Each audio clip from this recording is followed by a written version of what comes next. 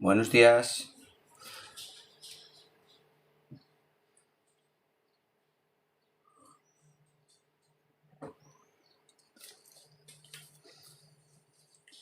Buenos días, buenos días.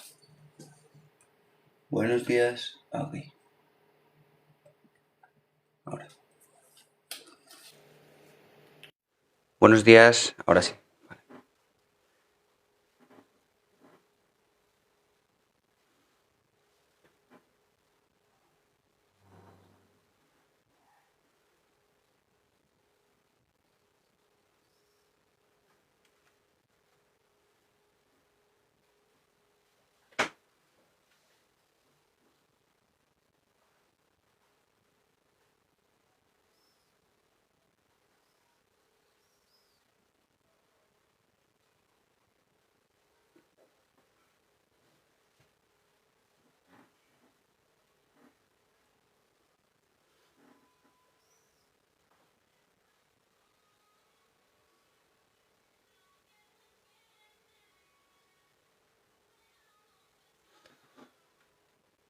Bueno, son las 10. Vamos a ir empezando.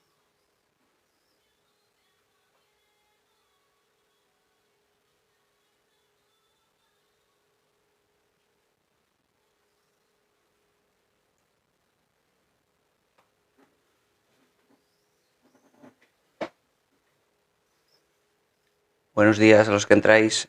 Los martes, por cierto, suelo entrar a las 11 menos cuarto porque voy a la radio, pero es festivo. Al menos aquí es festivo en la Comunidad Valenciana. No recuerdo si fuera de la comunidad. A ver. Aquí es San Juan y es festivo. Por lo tanto, no he ido a la radio, así que he venido a las 10 de la mañana en vez de a las 11 menos cuarto como habitualmente. Por cierto, voy a compartir esto. Un segundo. Hola Estrella. Buenos días.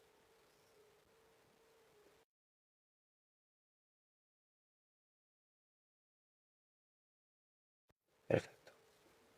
¿Qué tal Estrella? ¿Podrás mañana acudir a nuestro directo para suscriptores?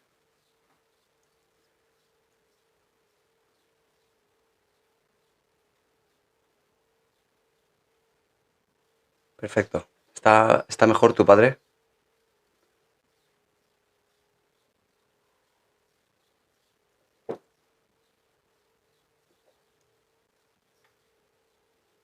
Me alegro. Me alegro mucho. Hola, buenos días, Mistelita. A ver que me baja aquí un poquito el volumen. A ver. Ahora mejor. Vale, perfecto.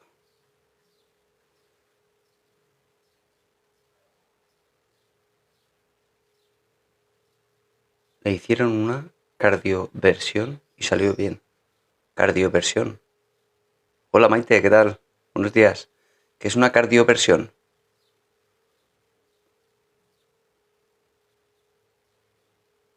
Entiendo que algo evidentemente del corazón, pero no he escuchado nunca ese término. Cardioversión.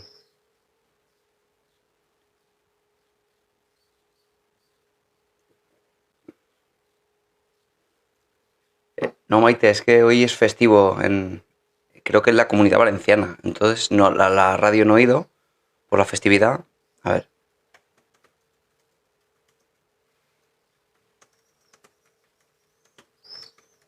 A ver que lo busque.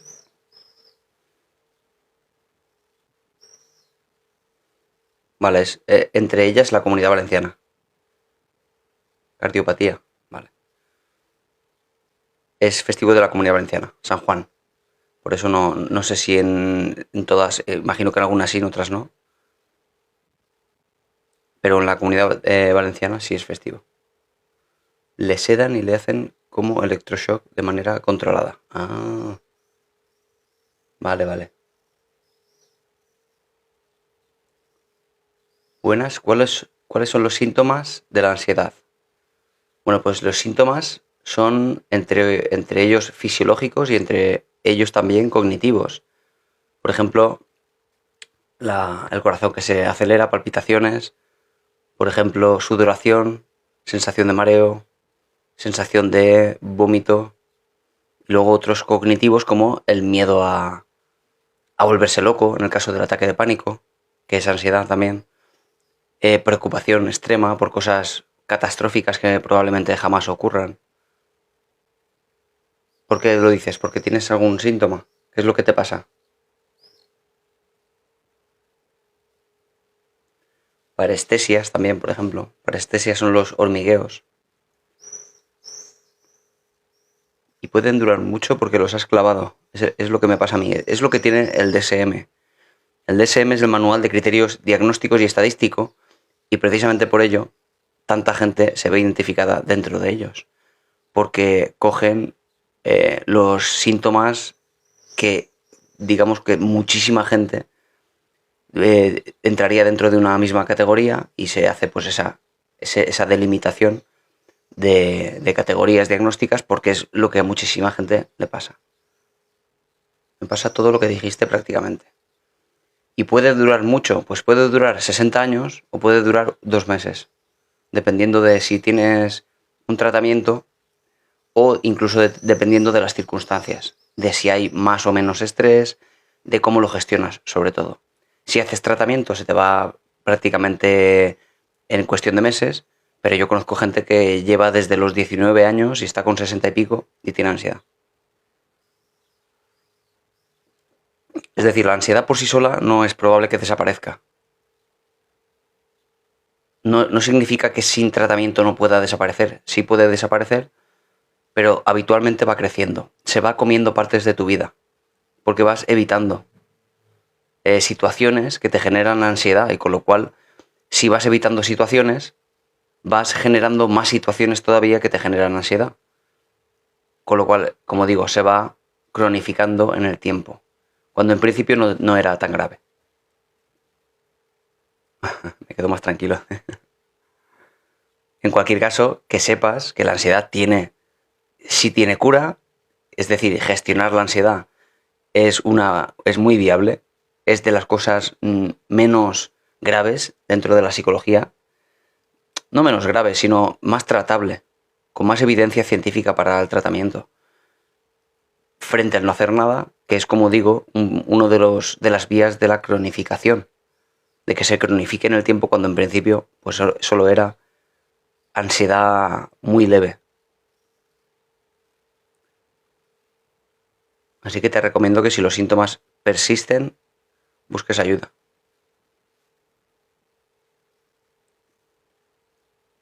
¿Se pueden somatizar los síntomas de la ansiedad? ¿O ir variando estos síntomas? Sí. Sí, claro. A ver, si hablamos de somatizar, es decir, en transformar algo mental en una manifestación física en el cuerpo, evidentemente sí. Vale, sí que estás en un psicólogo. Muy bien. Hemos hablado alguna vez del efecto que tiene en el largo plazo la ansiedad, a través de eso que es tan famoso ahora y que tan mal se entiende, veo yo, que es el cortisol. Si tú tienes ansiedad durante un largo plazo, lo que está pasando es que aparte de esta respuesta del sistema nervioso autónomo, adaptativa, aparte de la energía extra que tú recibes al tener ansiedad, tú sufres un agotamiento porque se sostiene en el tiempo, porque no dura los 30 segundos que debería durar esa cantidad de energía extra. Pero luego, imaginaos, pasa un día, 2 días, una semana, un mes, pensando que ¿y si pasa eso? ¿Y si pasa cosas que no van a pasar, que no acaban pasando, que no son probables? Eso es, bajan las defensas a través de una respuesta neuroendocrina, que es lo que llamamos, pues entre otros glucocorticoides, el cortisol. No pasa siempre, depende de cómo tú percibes la situación, depende de si el estrés es al final independiente de tus fuerzas, que sientes que no está bajo tu control nada, entonces se acaba agotando el cuerpo. Eso sí es un problema. Con lo cual acaba somatizando. Bueno, no es que cause nada, no es que cause ninguna enfermedad, pero es cierto que abre las puertas para padecer cualquier tipo de enfermedad. Influye en cuanto a que es un factor de riesgo. Solo eso. Es decir, aumenta la probabilidad de padecer pues cualquier cosa. Si tienes un virus, tu sistema inmunitario responde mucho peor que si no tuvieras ansiedad sostenida en el tiempo. Si tienes una bacteria, pues te atacará con mucha más fuerza porque el sistema inmunitario está más débil. Así que somatiza, claro que somatiza. Aparte de los trastornos por somatización, que son otra cosa, que no tienen nada que ver. ¿Y qué opinas de Carl Jung? Claro de Luna. Hola Chocolati, buenos días. ¿Cómo te llamas, Chocolati? De nombre.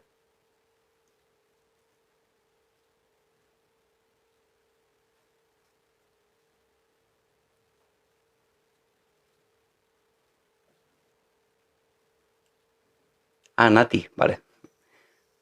Me acordaré.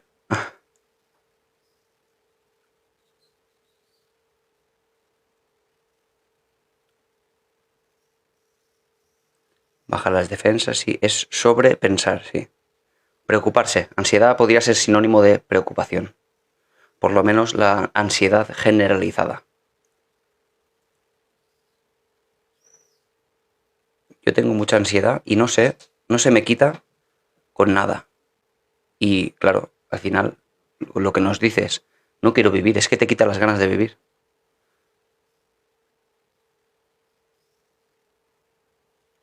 No disfrutan el aquí y ahora. Este concepto tan interesante del mindfulness que ayuda para la ansiedad. Buenos días, mamen.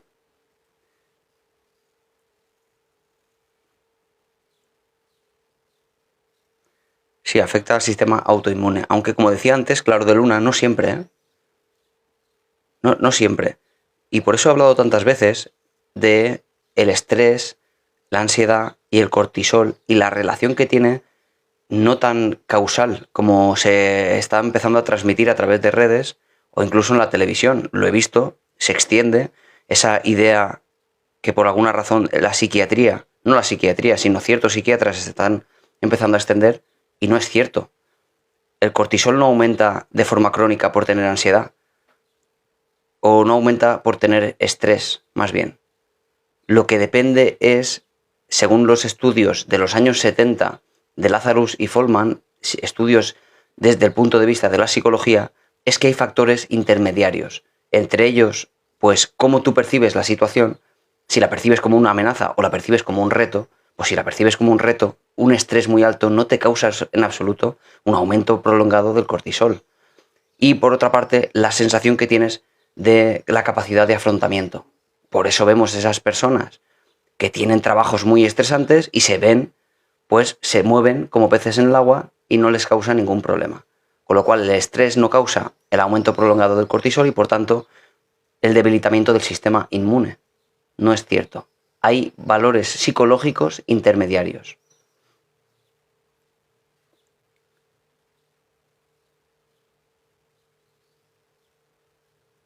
Buenas, porque hay benzodiazepinas como el alprazolam que me pone muy malita y muy nerviosa. Pues por eso hay tantísimos ansiolíticos, Dolores. Hay tantísimos ansiolíticos porque no a todo el mundo le sientan igual de bien. Y por eso el trabajo del psiquiatra es aportarte un fármaco que puede funcionar y en respuesta a tu cuerpo valorará el cambiarte la dosis, cambiarte el principio activo, cambiarte la marca incluso, para que tú encuentres tu fármaco adecuado sin que te cause el efecto secundario pues más nocivo. Y dependerá incluso del sexo, de la edad, del peso. Todo eso depende, hace que el metabolismo reaccione de una forma o de otra. Claro, así es. Claro de luna. Hola Carmen, buenos días.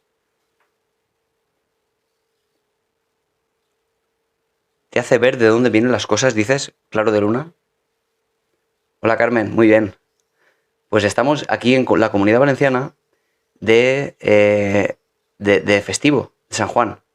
Así que yo los martes suelo venir un poco más tarde porque voy a la radio en directo y hoy, pues mira, he venido yo también un poco antes porque también tengo día libre y muy bien, estoy súper tranquilo. Buenos días, Jurkel.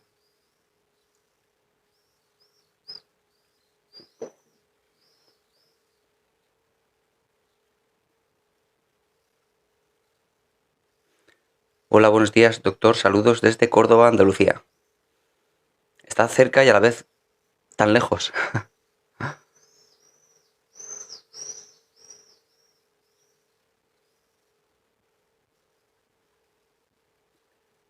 No son de fuera, es de ti. Eso es. Si es crónico, sí. Depende del grado. Digo, el estado físico. Ni descansas. Claro, son diferentes factores y es a tener en cuenta. ¿Cómo fue la verbena ayer? ¿Lo dices por la voz? No, no me fui de fiesta ni nada de eso. ¿Qué tal, Aruchan? ¿Cómo estás? Un saludo.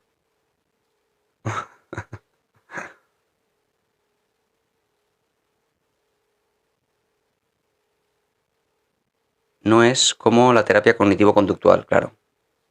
¿Qué perspectiva psicológica usas? ¿La terapia cognitivo-conductual, como nos hablaba Claro de Luna? ¿O el enfoque cognitivo-conductual? Es que es el único que se estudia en la carrera, realmente. La carrera de psicología es la carrera en la que la psicología es una ciencia desde la base, desde el siglo XIX con Wundt y hasta hoy.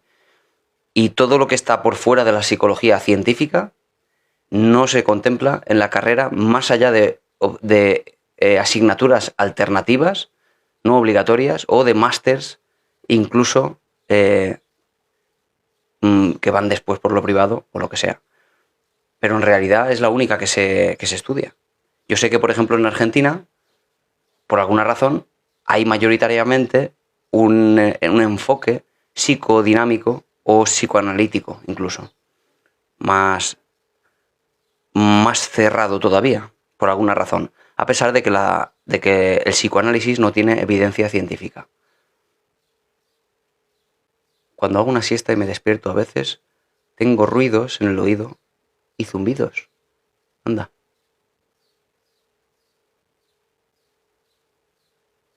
¿Y por qué? ¿A qué puede ser eso debido? A ver.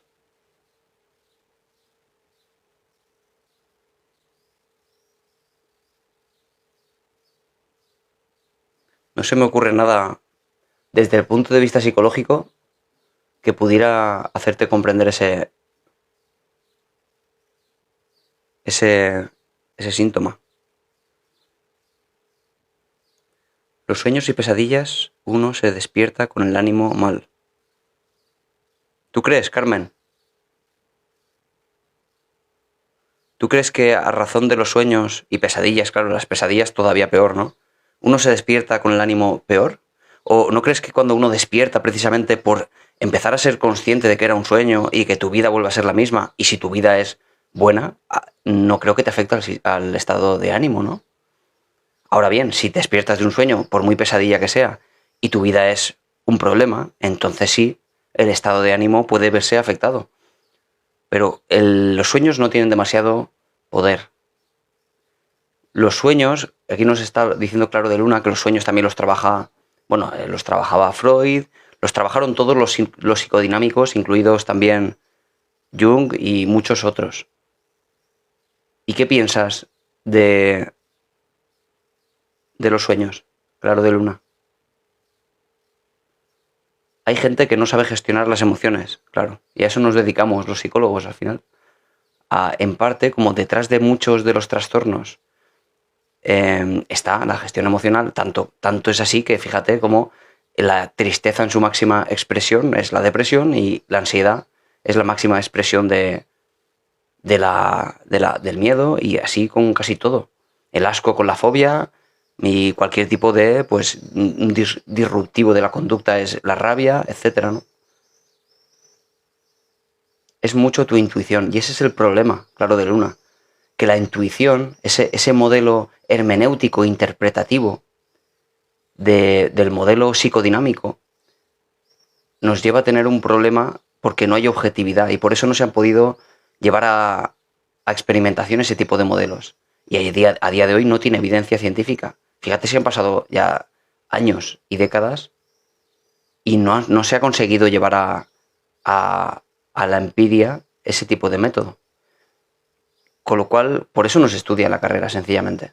No por nada, uno puede formarse por lo privado incluso y será muy interesante a nivel de conocimiento, pero claro, si no tiene esa evidencia, Claro, si tú vas al médico y alguien te inyecta un fármaco, esperas que ese fármaco esté validado científicamente.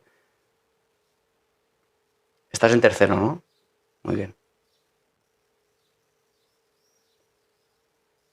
A ver, que se me están juntando los mensajes de aquí y de aquí. Espérate.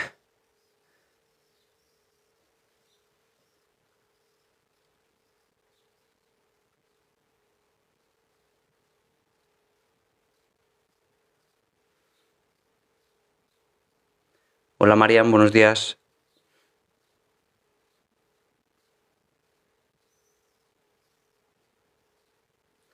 A ver, a ver, a ver. Atraes lo que tienes dentro, fantasmas. ¿Cómo es eso? Claro de luna.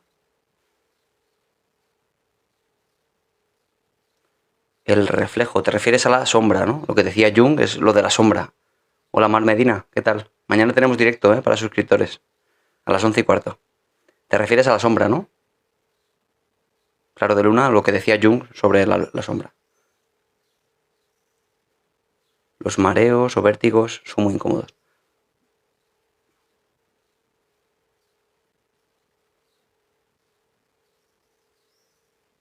Cuando aún así... Ah, vale, sí, lo de los zumbidos.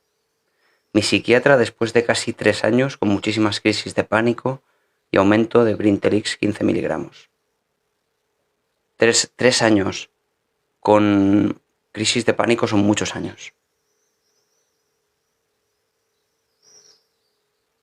Muchos años. Pueden ser migrañas, te dice Aruchan. Lo de los zumbidos, ¿te refieres? No conocía ese síntoma. En la carrera de psicología también nos han dado la cognitivo-conductual, conductismo y contextual, sí. Porque dice que no hay otra cosa, la ansiedad pasó a ser más fuerte a ataques de pánico.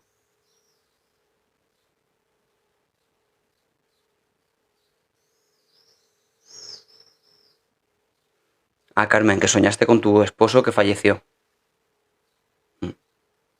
Eran muchos años juntos, sí. Sin embargo, entiendo que también puede ser una experiencia positiva, ¿no? Pensar en él, acordarte, si luego cuando te despiertas, todo eso lo gestionas y dices, bueno, he disfrutado un rato con él en el sueño, pero yo ahora tengo que vivir la vida que tengo. Y por eso es tan importante cuidar la vida que tienes, ¿no? Porque si te despiertas de una pesadilla con, digamos, te enfrentas a una vida que no te gusta, que no la has cuidado, pues tienes eso, un problema, ¿no? Te va a afectar a tu vida diaria, pero si de nuevo desconectas cuando te despiertas y te enfrentas a la vida con una actitud positiva, bueno, pues será diferente, ¿no? El sueño no te afectará.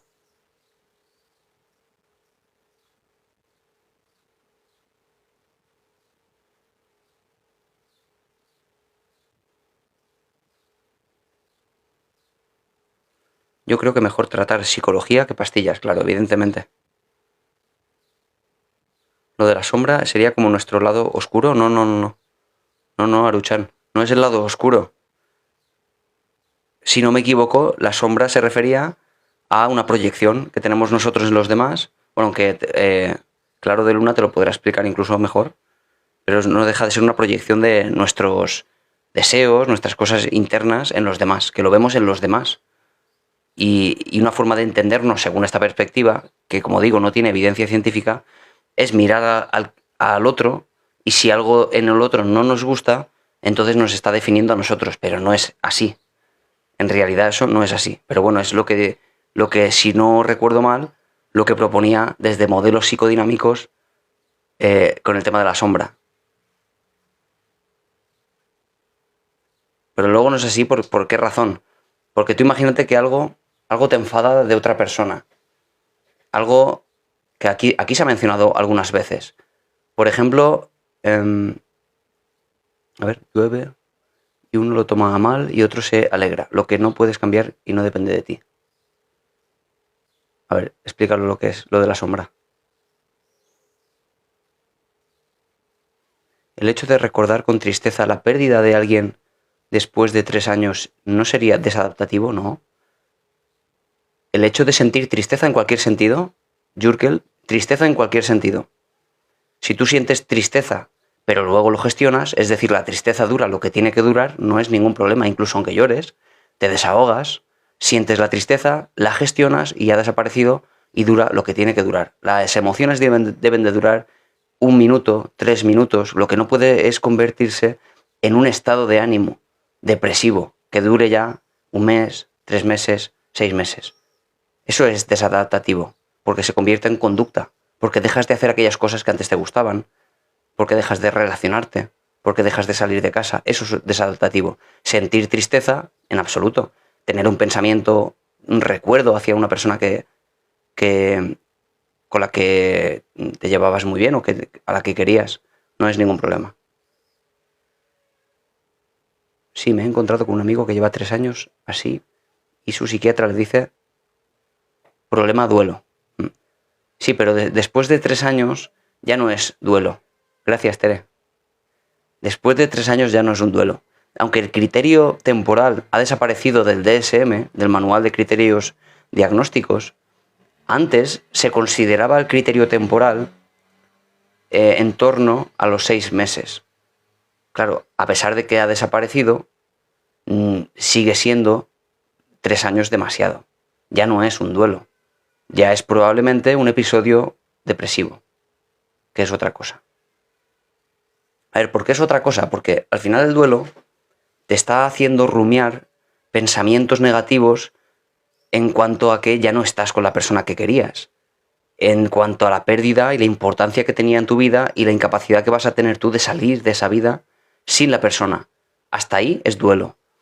Pero luego, cuando consigue al final eso cronificarse en el tiempo y ya no ser un duelo adaptativo normal, ¿vale? Es cuando empieza a generalizarse esos pensamientos, aparte de la conducta esta desadaptativa, de dejar de hacer cosas. Llega un momento en que esos pensamientos se van más allá de lo que tiene que ver con la persona fallecida.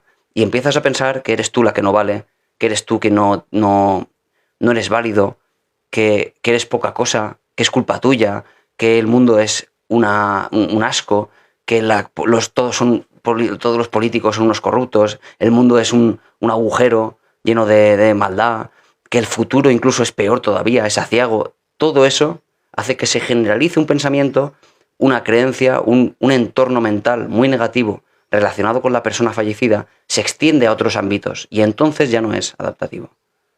Por esa razón. Pero en principio, si tus pensamientos están relacionados con las personas, está como ajustándose tu vida a la nueva vida sin la persona, eso es adaptativo en esa medida. Y por eso es normal el duelo. Ya pasando de eso, ya es el episodio depresivo, que es otra cosa.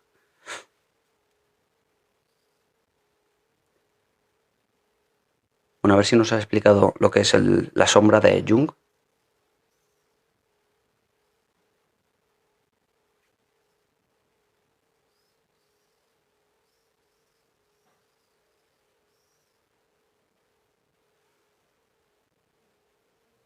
Buenos días. ¿Tienes en cuenta la alimentación, grounding, sol, sueño?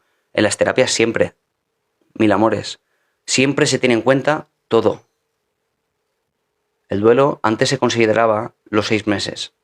Ahora el criterio temporal ha desaparecido porque hay personas que necesitan, pues no sé, 1 año. ¿Es posible? Sí. ¿Es posible que haya personas que en 2 meses esté solucionado? Sí. Y por eso ha desaparecido el criterio. Pero bueno, como antes estaba considerado y durante muchos años lo estuvo, entiendo que los 6 meses es un punto medio al cual tener en cuenta. Si estás 3 años con el duelo, y sobre todo hace falta con 4 o 5 preguntas, se sabe si está en duelo o no. Como decía, sus pensamientos se han ido más allá de lo relacionado con la persona fallecida. Se están generalizando a muchos otros ámbitos, y eso ya no es duelo. Pero si hablamos de un tiempo estándar, pues podríamos decir los 6 meses, al menos así se consideraba antes. Gracias, Mamen. Sí, tengo en cuenta todo lo conductual. Hacer deporte, la alimentación, por supuesto. Aunque yo no cuido de los pacientes su alimentación porque no soy nutricionista, aunque no soy un entrenador personal, pero evidentemente siempre voy a intentar que la persona, por ejemplo, con síntomas depresivos, se empiece a mover. Porque esa persona ha dejado de hacer cosas y eso mueve a nivel también neuroquímico, una serie de elementos. Porque antes salías más y pues se producían pues dopamina, serotonina, oxitocina. Si dejas de salir y dejas de quedar con amigos, dejas de hacer deporte porque te sientes triste, dejas por tanto pues de sentir todo eso en el cerebro. Así que moverse es clave, evidentemente. Y lo que más funciona para la depresión es la terapia de conducta. Lo que te hace moverte, con tal de experimentar cosas diferentes. Y yo lo veo día a día. Es empezar a moverse y cambia todo. Todo a nivel mental. Aparte de que luego haya que trabajar esas cogniciones erróneas sobre uno mismo y sobre el mundo y sobre el futuro, etc. Pero evidentemente el moverse cambia las cosas. Es normal. A ver, bueno, a ver si encuentro lo que me decía Claro de Luna de la sombra. A ver, un momento. Hola, buenos días. Yo no puedo, ni me dejan. Cuando fallece alguien, nadie, ya no sé. Ah, o sea, como que no te dejan hacer el duelo. Como que te critican, María, si haces el duelo. Hay, en general, probablemente un decremento en la empatía en la sociedad, por alguna razón. No hay demasiada empatía.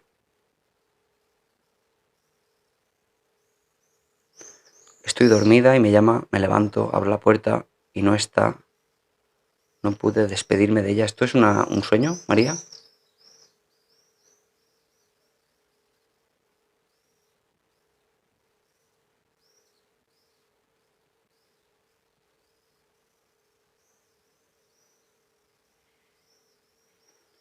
Es como estar en un atasco de tráfico. ¿No puedes cambiar? No. Solo lo que está en tu mano, claro. A ver, pero no he visto lo del duelo. ¿Dónde lo has explicado? Aquí, vale. Es que atraes lo que tú... vale, esto vale. Lo que tú reprimes. Que atraes lo que eres dentro y son cosas que ni pensabas. Vale.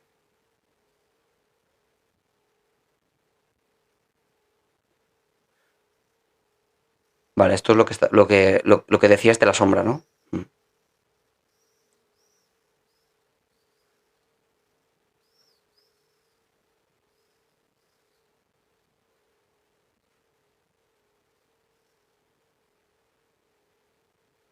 A ver, que se me pierden los comentarios. Aquí.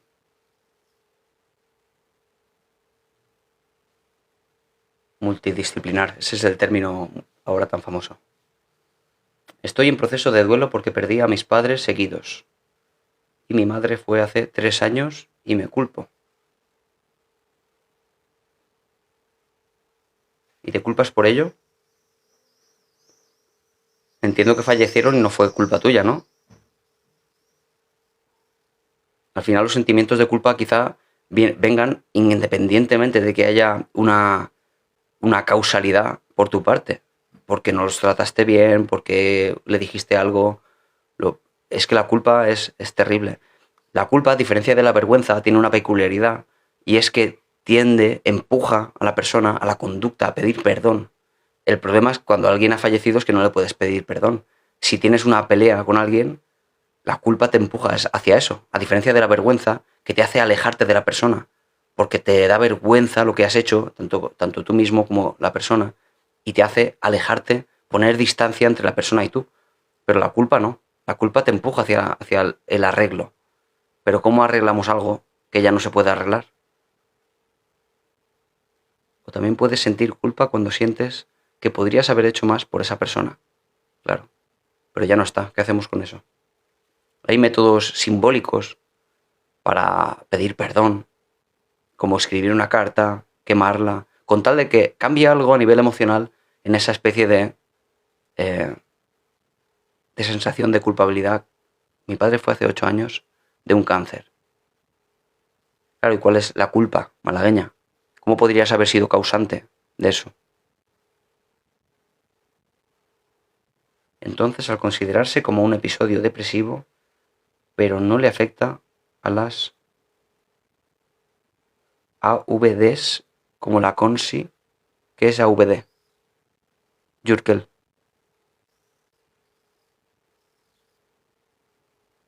A ver, ¿y de la vergüenza podríamos pasar a la culpa?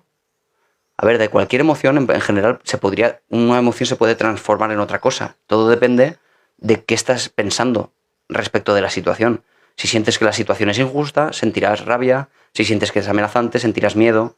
Si sientes que pierdes algo que antes tenías y que te era importante, sentirás tristeza. Si sientes que tú eres causante, sentirás culpa y así. Pero todos son pensamientos que están detrás de esas emociones. Se van transformando a razón de la interpretación que tú tienes de esa situación. Y eso es algo completamente mental, psicológico, no es real siquiera.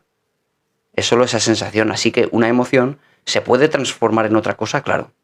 Se puede transformar en una emoción. Al final la definición de sentimiento es también esa. Son conjuntos de emociones que unidas forman otra cosa, que ya no es una emoción básica, que debe durar, como decía, segundos, minutos, nada más. Pero un sentimiento dura mucho más, mucho más. La culpabilidad, la vergüenza, el orgullo, la envidia son emociones secundarias, son complejas, son conjuntos de emociones básicas. No son las emociones que conocemos como rabia, alegría, tristeza, miedo, que sí son básicas, es otra cosa. Pero se van transformando a razón de la interpretación de la situación, como decía.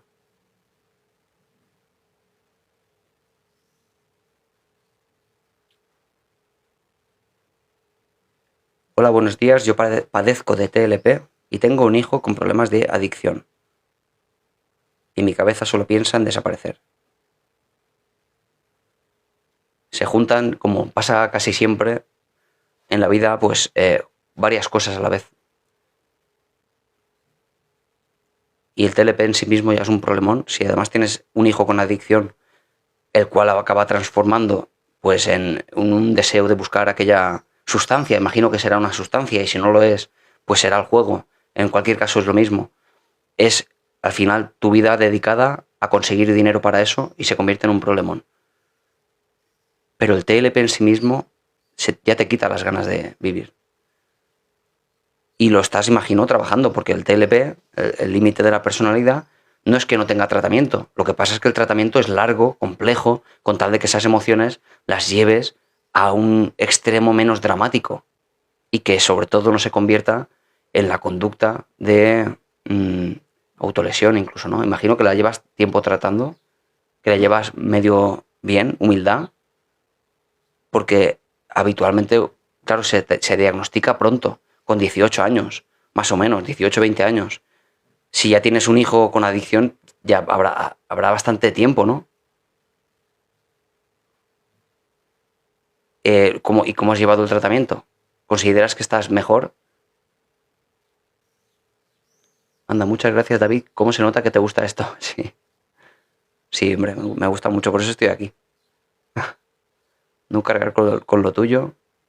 Claro, de Luna está aportando mucho sobre sus conocimientos también. Te lo agradezco. ¿Realizas consultas de psicología privada? Sí, me puedes escribir por privado si quieres. ¿Vale? Y te hablo de la consulta privada. A ver, que no se me pierdan los comentarios. Vale, Malagueña nos cuenta que fue el debí estar con ella. Eso es lo que le causa culpabilidad. Y no pude. No sé cómo pasó ni por qué. Eso es lo que le causa culpabilidad. Pero eso siempre pasa. Hagas lo que hagas por la persona, siempre está ese elemento de culpa. Siempre está ese elemento. Si hubieras dado el 80% más, a pesar de todo, te podrías culpar por algo que podrías haber hecho y no hiciste, por un enfado en el cual gritaste y deberías haber sido más comprensiva. Claro, siempre hay un reproche si lo buscas. Por eso la culpabilidad es puramente subjetiva. No hay razón para sentir culpabilidad, pero tu mente te dice, es que podría haber hecho más, es que debí. Y ahí están los síntomas de inflexibilidad cognitiva, los síntomas de rigidez. El debí estar con ella. El debí. ¿Y por qué debiste? ¿Dónde está escrito que los hijos deben estar más con los padres cuando están a punto de fallecer, si no sabemos que van a fallecer siquiera? Los debí, los tendría que. Es un problema mental. Siempre siempre la flexibilidad cognitiva va a estar relacionada con la salud mental. La rigidez mental nos va a llevar a rabia, a miedo, a un montón de emociones negativas y por tanto a malestar. Así que los tendría que... Eso no es así como tal, son más bien creencias que nosotros desarrollamos y nada más. Solo eso, creencias, no son verdades, son solo pensamientos, nada más. Y por tanto no son hechos. Y bueno, está bien saberlo porque incluso a posteriori, como le pasa por ejemplo a Malagueña, puede trabajarse eso. Puede trabajarse esa creencia con tal de no sentir tanta carga de culpabilidad. La gente me dice que ella no quería que la viese morir y por eso pasó así. Puedes, por ejemplo, generar esa otra alternativa que te permita vivir con más calma y con menos culpabilidad. En el sentido de que hiciste lo que pudiste, hiciste lo que ella quiso que hicieras, que no la vieras en el peor momento de su vida. En cualquier caso, hiciste lo que pudiste, como todo el mundo. Hiciste lo que pudiste, con lo que tenías, con las creencias que tenías, con las limitaciones y con las creencias de ella y con todas las presiones externas. Hiciste lo que pudiste. Y no lo hiciste, por tanto, mal. Ni bien tampoco, solo sucedió como sucedió. Y, claro, como digo, ¿se te puede siempre reprochar? Sí, claro. Gracias por leerme y escucharme. Ya se supone que... es que estoy leyendo aquí en el móvil y en el portátil a la vez. Se me van a veces de uno a otro. Ya se supone que me sé controlar con el tratamiento terapéutico. Muy bien. Humildad. Es necesario, porque además el TLP se sufre muchísimo y con tratamiento se mejora muchísimo. Cuando se dice que el TLP o que los trastornos de la personalidad no tienen cura, es un error de concepto, porque en realidad es que no es que tenga cura, es que no es una enfermedad como tal. Incluso en el DSM estaba en el eje 2, no tiene nada que ver. No es una enfermedad, por tanto no es que tenga cura, es que hay que trabajarlo sencillamente. ¿Qué partes? ¿De una base, digamos, de menos capacidad para gestionar las emociones? Bueno, pues vamos a trabajar las emociones y llegas a cotas muy saludables.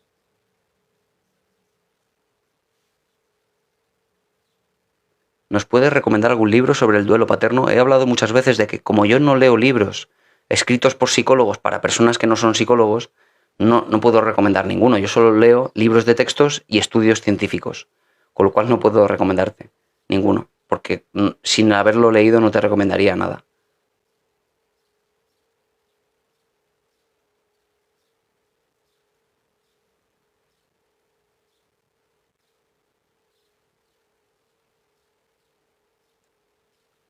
Debes también dejar que no te influya lo externo. Importantísimo, sí. Yo tuve un despido colectivo en un posparto. ¿Es normal no sentirme bien todavía? Y hace mucho de eso. ¿Estáis? Cuando dices todavía, bueno, ahí es donde está la interpretación de cada uno. ¿Qué es todavía? Porque con el tema del duelo se ha hablado de ese criterio de 6 meses porque como el DSM también es estadístico, se ha cogido a un grupo muy, muy amplio de personas con depresión por duelo, con eso que llamamos duelo, que es una especie de depresión temporal. Y bueno, pues parece ser que los 6 meses es un criterio que se cumple en la mayoría de los casos. Si vemos la campana de Gauss, que es esa forma estadística de analizar los datos, vemos que la mayoría se centran en el 80% de los casos, dura 6 meses. Sencillamente eso. Ahora bien, con respecto a esto de si es normal sentir lo que sientes en un posparto, no hay datos. ¿Qué es todavía? No se sabe lo que es todavía. Dependerá de cómo tu mente, Thais, retroalimenta negativamente los pensamientos respecto de esto. La sensación de injusticia. Si tú la retroalimentas, qué rabia me da esto, qué injustos fueron, qué malas personas, cómo se atrevieron a hacer esto, cómo es posible. Si tú retroalimentas eso, una emoción en principio de rabia natural, que viene por esa razón de darte la energía extra para poner límites a los demás, se acaba transformando en otra cosa, en resentimiento, en rencor y finalmente en odio, puede durar toda la vida. Puedes estar 30 años con rabia hacia eso. Y no es nada saludable, desde luego. Pero el todavía, pues es subjetivo. Puede durar, si lo trabajas, media hora, o puede durar, como digo, años. Se trata de que trabajes esos pensamientos respecto de lo que pasó. Porque habrán personas en ese despido colectivo que, ¿sabes lo que dijeron? Dijeron, pues a mí me da igual. Yo ahora me busco otro trabajo fuera, en otro sitio, y me va a ir hasta mejor. ¿Y por qué esa persona no se enfada y tú sí te enfadas? Pues porque dentro de su mundo cognitivo, de su mundo mental, lo interpretó de otra forma y no de una forma injusta. Eso es lo que cambió las cosas y por eso él no se enfada. Y lo pongo como ejemplo porque es lo que suele pasar. Unos se enfadan, otros no se enfadan, unos lo ven como una oportunidad, otros como una desgracia muy grande.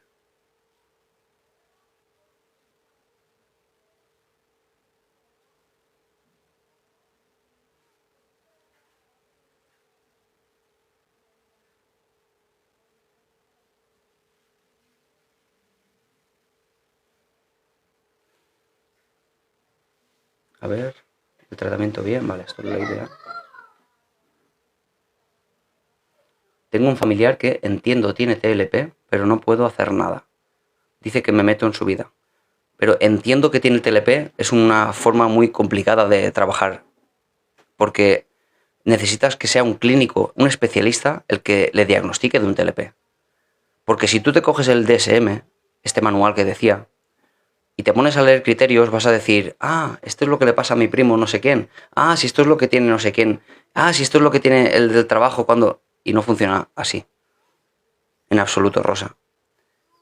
Lo tiene que diagnosticar, esos criterios los tiene que valorar un clínico basándose en un montón de datos como para poder decir, tienes este diagnóstico, el cual siempre en todos los diagnósticos, excepto si no me equivoco en dos, de todos los diagnósticos que son más de 300, requiere este criterio que es el de que exista un malestar clínicamente significativo para la persona, no para el que lo observa, o un deterioro social o laboral importante. Con lo cual, si la persona no lo sufre, no tiene ningún TLP. Si eres tú quien lo sufre, porque lo ves y te da rabia o te molesta, entonces no es un TLP para la persona. Eso digo, que necesitamos el diagnóstico de un profesional. Porque siempre existe eso, y además aquí ha pasado muchas veces. Aquí mucha gente viene y dice, es que mi expareja es narcisista. Y claro, con dos preguntas que le hago, digo, no es narcisista. Lo que pasa es que estás cabreado con la persona o cabreada. Nada más. Es una persona que está cabreada también y te hace daño, claro, como todas las personas que se cabrean, que tienden a hacer daño al otro. Pero eso no le convierte en narcisista. Para ser narcisista tienes que cumplir una serie de criterios, igual que para ser psicópata, por ejemplo, para el trastorno antisocial de la personalidad, que sería el diagnóstico en el DSM de psicopatía.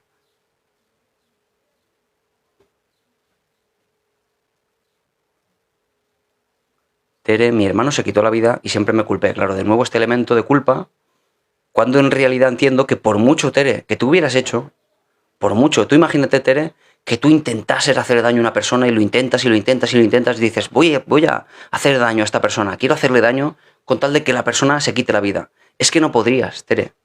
Es que nadie puede causar eso. Todo depende del mundo mental de la persona, de cómo se siente de mal, de su malestar general, de la interpretación del mundo negativo que vive. Y eso no lo causa una persona desde fuera. Eso es interno, que no ha sabido gestionar. No ha tenido las herramientas. Con lo cual, por mucho que tú hubieras hecho, y entiendo que ni muchísimo menos le hiciste daño, pero probablemente, hablando así, poniéndose en lo peor, ¿no? Tere, nadie puede hacer ese daño a nadie. Con lo cual, por mucho que tú hayas hecho o no hayas hecho, no tiene absolutamente nada que ver con su decisión final de quitarse la vida. Nada que ver. Muchas veces las personas que se quitan la vida no tienen ganas de quitarse la vida. La mayoría de veces es quitarse el intensísimo malestar que tienen en ese momento determinado en el que acaban haciéndolo. Y que además es frecuente. Que es eso que después se convierte en intentos o tentativas.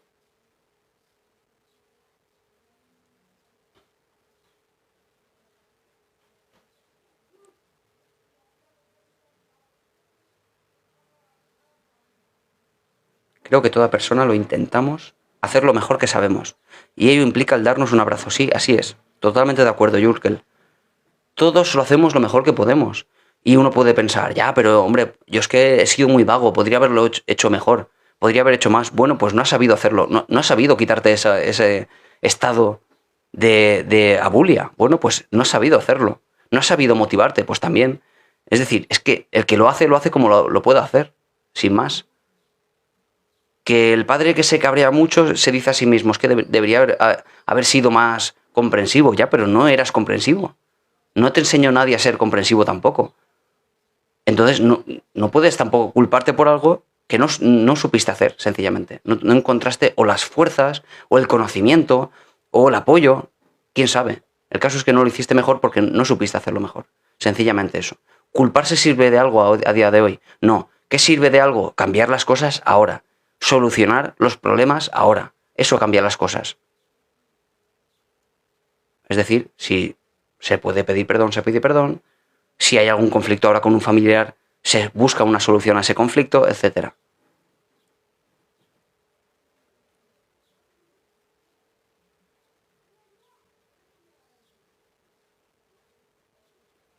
Y con mi madre éramos uña y carne. No me creí que pasara porque ella no estaba para morir. Claro, porque lo de tu padre ya lo veías venir, malagueña. Tu padre tuvo cáncer y entonces, claro, lo ves venir. Ves que va a pasarlo, pero lo de tu madre fue un duro golpe, más duro todavía porque no lo veías venir. Y eso se sufre más, cuesta más de integrar y de aceptar. Lo entiendo.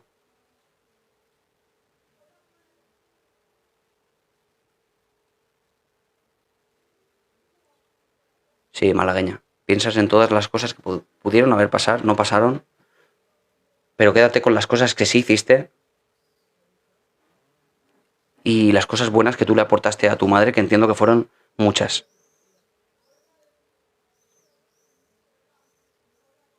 Al final con el despido también puede estar pasando un duelo.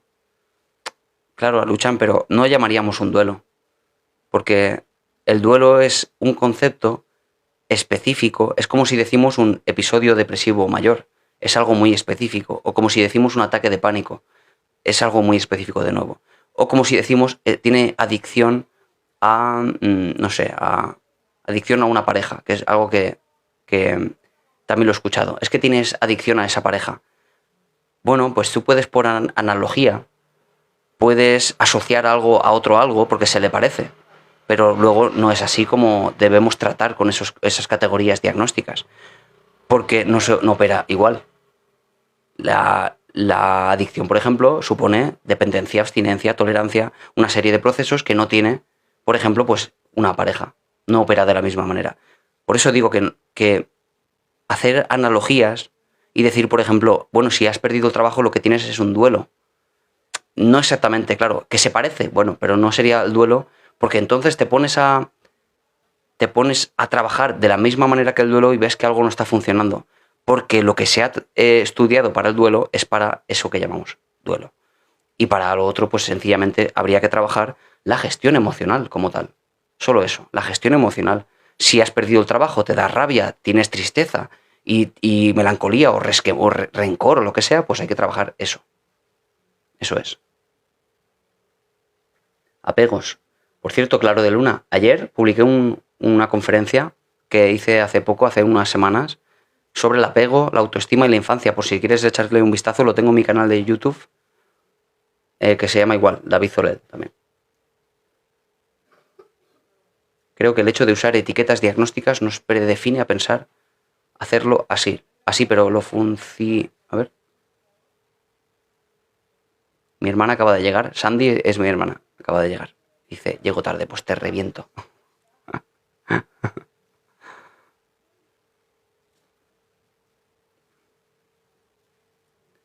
Claro, es así, Jurkel. Es que una de las críticas, creo que antes mencionabas algo de la contextual, eh, una de las críticas que se hace a día de hoy y que me parece muy interesante, incluso yo me sumo mucho y lo he visto en la consulta diariamente, ¿vale?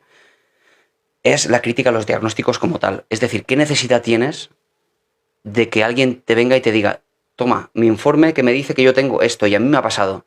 Me dice, mira, es que a mí me hicieron un test y yo tengo diagnóstico de trastorno bipolar de la personalidad. Y le digo, vale, pero ¿a ti qué es lo que te pasa? Dice, yo es que tengo unos arranques de rabia que le he tenido que pegar a gente que le digo, vale, pues vamos a trabajar eso. ¿Tienes arranques de rabia? ¿Tienes un descontrol de tu rabia muy grande? Y no así de otras emociones, por ejemplo. Las otras emociones las lleva bien, pero la rabia no la gestiona. Digo, bueno, vamos a trabajar eso. ¿Por qué? Porque una vez trabajamos eso, el tema de la rabia, su gestión emocional con respecto a esa emoción, dejó de tener esos arranques de rabia y por lo tanto ya dejó de cumplir esos criterios en los cuales le decía que tenía ese trastorno. Digo, entonces, ¿de qué te sirvió el susto que te llevaste cuando la psicóloga a la que fuiste te dijo, toma, aquí tienes, esta etiqueta es lo que tú tienes? ¿Te sirvió de algo? ¿Aportó algo en realidad? Entonces, una de las críticas, y me parece muy razonable, desde el punto de vista de las nuevas, incluso formas de entender la terapia, las de tercera generación, me parece una interesante crítica, que no es que debamos eliminar los criterios diagnósticos. A ver, tienen sentido muchas veces. Si tú tienes autismo, entras dentro de la categoría de ese espectro autista que llaman ahora, y entras dentro, a ti te van a dar, pues por ejemplo, ayudas, subvenciones. Si no te diagnostican, no pueden ayudarte. Si tienes dislexia y te diagnostican, pues te van a hacer en el colegio una adaptación, etcétera. Es decir, ¿tiene sentido los diagnósticos? Sí tienen sentido, tienen beneficios y tienen después otros problemas, como el golpe emocional, como a veces la dejadez, porque justificas tu conducta porque tienes por ejemplo, una adicción, ¿no? Que eso pasa mucho. Dices, es que yo tengo una adicción, tengo esta etiqueta, yo lo hago porque tengo esta adicción, no puedo hacer nada. No, eso sí es un problema. El diagnóstico en ese caso es un problema y hay que luchar contra eso. No es que seas un adicto, es que sencillamente temporalmente tienes una adicción y tienes que tratarla. Son las 11 ya. Uf. Se pasa esto volando, ¿eh? Se pasa volando y eso significa que estuve aquí súper a gusto.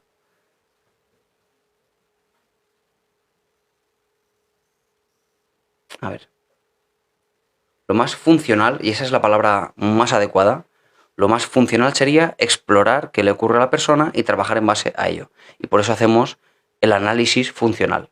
Eso es, que es lo que nos permite entender lo que a la persona pues, le está pasando y los factores que están influenciando en eso que le está pasando.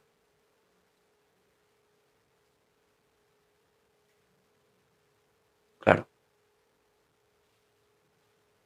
Claro, malagueña, exactamente. Le das muchísimas vueltas a todo eso. Claro, de Luna, eres catalana, anda. Tan lejos y tan cerca, como decía antes con, con uno de Córdoba. ¿De Córdoba era? ¿O de Granada? Porque aquí hay veces que se conecta gente me decían el otro día, de Chile, de Argentina, uno de Noruega. Imagínate, ¿no? Ahora se etiqueta mucho, sí. Hay unas películas de Disney, las habrás visto, a ver cuáles son. De la gestión de sentimientos, la de Inside Out, te refieres, ¿no? La de del revés, que se llama aquí en España. Y lo peor de etiquetar es que te pueden condicionar mucho, sí, Isabel, así es. Te condicionan a eso, que incluso digas, como tengo esto, pues lo siento, no puedo hacer nada. Te conviertes en un ente pasivo de aquello que te ocurre. Que es el problema que tiene, por cierto, la palabra paciente. El que pace, el que espera que alguien le haga algo. No, pero un paciente de un psicólogo, y por eso también dentro de esta crítica se le empezó a llamar cliente en vez de paciente, porque el paciente es el que pace, el que espera de forma pasiva que le traten, que le ayuden, que le curen. Pero el paciente psicológico no es alguien que espera que pase nada, es alguien activo que hace lo que le pide el psicólogo con tal de que empiece a notar mejorías, casi como cuando va uno a un nutricionista. Usuario en hospital, sí, también. Sí, pero ¿sabes cuál es el problema, Jurkel? Porque yo empecé a utilizar una temporada, pero luego me di de bruces con un problema. Y es que desde el punto de vista del coach, el coaching, que no aquellos que son psicólogos y luego se forman para ser coach, no, digo los coaches que a lo mejor han sacado un curso de 3 meses y hacen alusión a muchas cosas de psicología. Y que desde luego no tienen los conocimientos para aplicar todo ese conocimiento tan complejo. Y entonces ellos les llaman clientes a sus clientes. Por eso a veces es un problema utilizar ese término como psicólogos, porque nosotros sí somos psicólogos y tratamos a pacientes. Así que yo al final tomé la decisión de que iba a llamar pacientes por ese motivo, pero me gustaba más la palabra cliente por las implicaciones psicológicas que conlleva. Pero en fin, no pasa nada. Nos adaptamos. Temas muy interesantes. Gracias.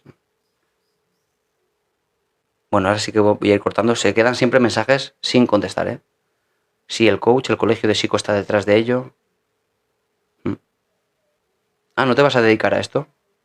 Claro, de Luna. Los arquetipos de Jung también, ¿verdad? Los arquetipos son de Jung también. ¿Verdad? No puedo estar cerca de personas con alguna anomalía. Anda. Leonesa, ¿qué tal?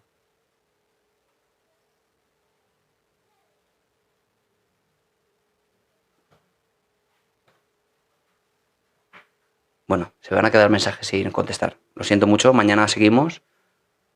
Mañana desde Sevilla. ¡Qué calor! Chocolati. Nati, ¿verdad? Mañana a las 10, ¿vale? A las 10 nos ponemos otra vez. Mañana es miércoles, mañana tengo 3 directos. Para colmo, tengo uno a las 10, uno a las 8 también, son los 2 en abierto, y luego lo que sí tengo es uno a las 11 y cuarto para suscriptores, que somos 7 personas ahora. Está Mar, está Maite, estarán, espero que Estrella, no sé si Jorge, bueno, somos 7 ahora mismo, y bueno, os informo de que, bueno, tenéis la opción ahí de suscribiros al canal de aquí en el mismo TikTok, bajo pone suscripción, son 3,5 € al mes, y si os queréis unir os dejo la opción ahí para experimentar esta experiencia. Muchas gracias, Claro de Luna. Creo que es la primera vez que vienes, ¿verdad? Muchas gracias, David. Eres una pasada de psicólogo, qué bien. Muchas gracias, Jurkel. Muchas gracias, Mamen. Sí, pues bueno, pues te espero para muchas más. Claro de Luna. Yo estoy aquí todos los días, y hace ya tiempo que estoy aquí, todos los días. En directo no tanto, Con directos hace como unos 3, 4, 5 semanas o algo así. Pero subiendo contenido, vídeos que subo todos los días, pues hace ya 2 años o por ahí. O sea que yo aquí súper encantado. Pero lo de los directos, pues es otra cosa. Mucho más dinámico, comentarios, y a mí me gusta mucho. Y mi intención es seguir. Bueno, feliz día de San Juan para todos, y mañana a las 10 en punto estamos aquí otra vez. ¿De acuerdo? Venga, chao, chao. Hasta mañana. Adiós, adiós.